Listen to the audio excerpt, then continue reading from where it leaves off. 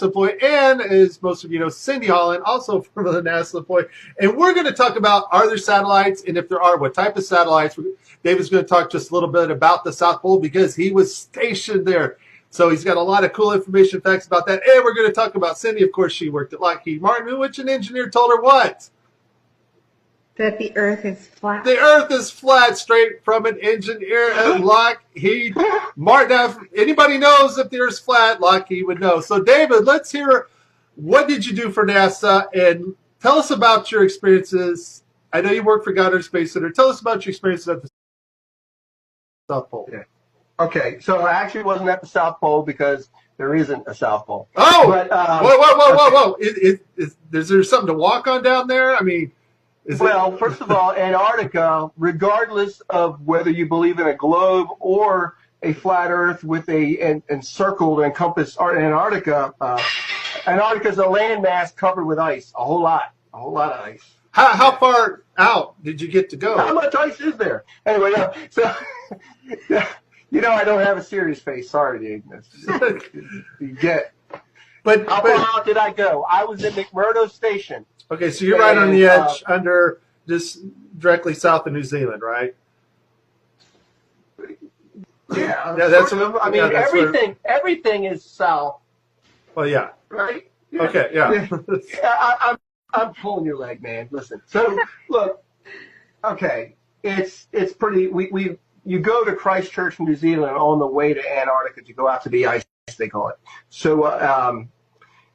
I was in McMurdo to put a data ingest system. Now, this was in my career at NASA when I believed we lived on the globe Earth. I bought all the science, all the space, the vast universe, and billions of stars. I bought into all that, just like most of us did at one point. And so I'm down there, and we put this system in to capture the data. And it's for polar orbiting spacecraft so that because there's a big data hole in the Antarctic data set, a big hole. Are you talking about the map part, the part where Hollow Earthers say there's nothing there? Yes, any map that you would have seen of the Earth showed this huge gaping lack of data in the center of Antarctica. And I can tell you the reason why that is because there is no center in Antarctica. Antarctica's a ring, but I didn't know that then. So we go down there. Now, here's the thing, and I was about to tell you a little while ago, is I set this system up. Everything's functional. We were ingesting data. We're retransmitting it offline when there are no spacecraft orbiting over, quote unquote. And about 10 years later, I'm watching a YouTube video, and I'm looking at images on Google Earth of Antarctica. And there's a big gaping hole in the data set for Antarctica on Google Earth. And I'm like, no, you got to understand, I personally went there to correct that.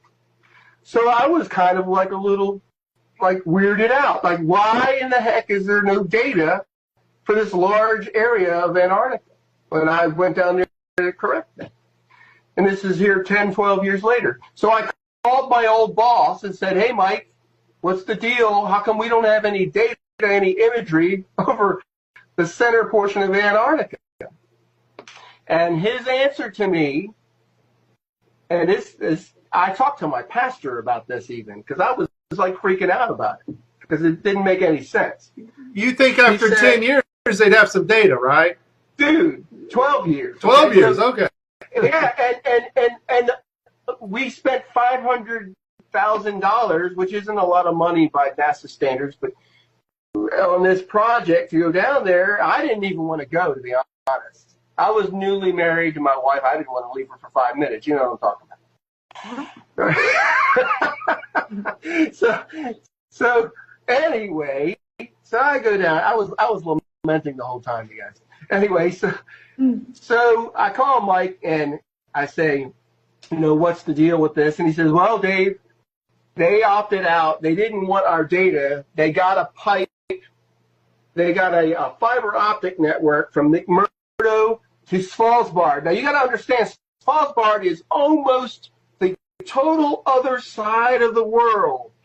Okay, it's one of the most north places on a quote unquote planet.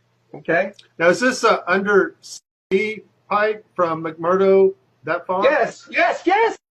Fiber Okay. optic pipes Okay. under the ocean from McMurdo Station all the way to Svalbard. Now, even on a flat Earth map, it's freaking far. Okay. So wait a minute.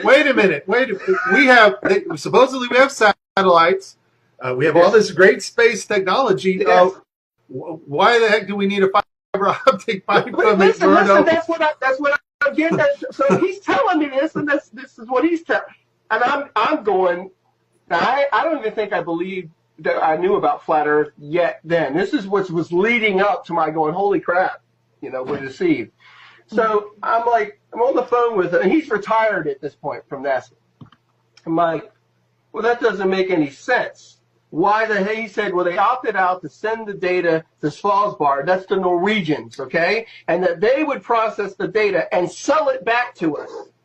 What? I'm just saying. So I'm like, okay, this doesn't make any sense at all. Now remember, how many guys can you talk to that said, hey, I personally went down there and put it in a data retrieval system for polar orbiting spacecraft in Antarctica? You hear that every day, right? Well, in the flat Earth community, there's a few. Yes, I know that. Yes. So it's important that everybody understand that you were there to map what's essentially still not there and still not mapped today. That's right. To fill out an area of data, a huge area that was not there. And it's still not. See, here's the thing. He says, well, yeah, they pipe it over the fiber optic network to Svalbard, and then they sell it back to us. Well, it's still a big gaping hole in the data. Hello? So 2017, we have yet to map a portion of one of our continents if the Earth is a globe, correct? And we supposedly, quote unquote, have continuously polar orbiting spacecraft. Guys, listen. There's a whole series of spacecraft that I worked on also, called EOS, Earth Observation Systems, and it was like 5 different spacecraft, and they each looked at different spectrum. One was for atmospheric qualities, another was Terra, anyway.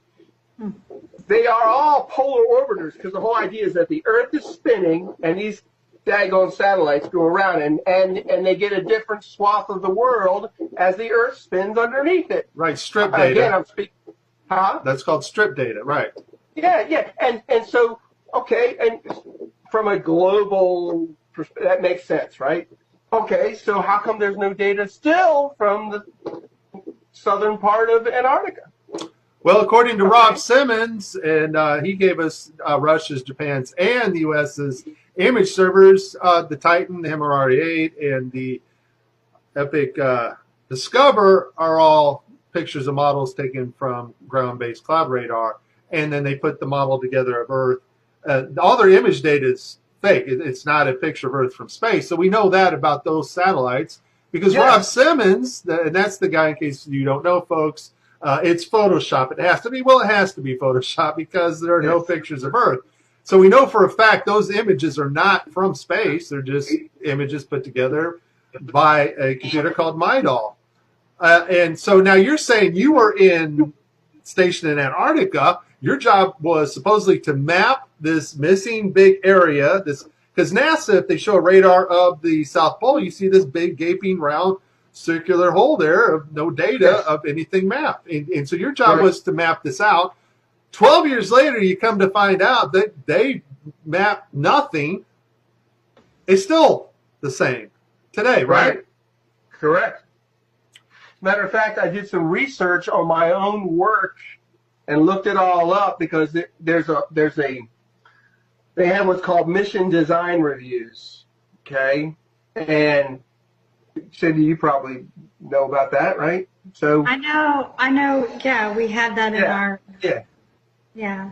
And so they would also look at proposals, whether a mission or a project was viable.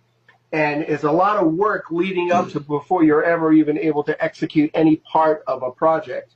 And well, that's how they raise costs, and people have careers for 30 years on one spacecraft project. But anyway, I'm just saying. So I looked it up, and I could find all this work that my boss had gone and campaigned with University of Wisconsin and all these guys, and there was all these project plans and proposals regarding this, and why they were going to spend the money, why we were going to go down there and do that. You could find it. It's out there because I looked it up. I wanted to see what led up to why I went there, you know? And basically, his answer does not give an answer because it doesn't make any sense. He didn't answer the fact that there's a big gaping hole in the data still. In other words, nothing mapped. That's what we call a gaping hole in the data. There's nothing mapped. There's a map of Antarctica on a globe Earth. I used to have a globe in here for joke purposes. On a globe Earth, anybody that looks at it, you show Antarctica. When you look, go to Google Earth, and if you zoom in, you'll notice that the lines from data scans, they converge at the middle and they become nothing. It's just white. There's no data. It's kind of filled in, kind of like the guy who made the Earth image, right? It's Photoshop because it has formerly NASA employee, and as most of you know,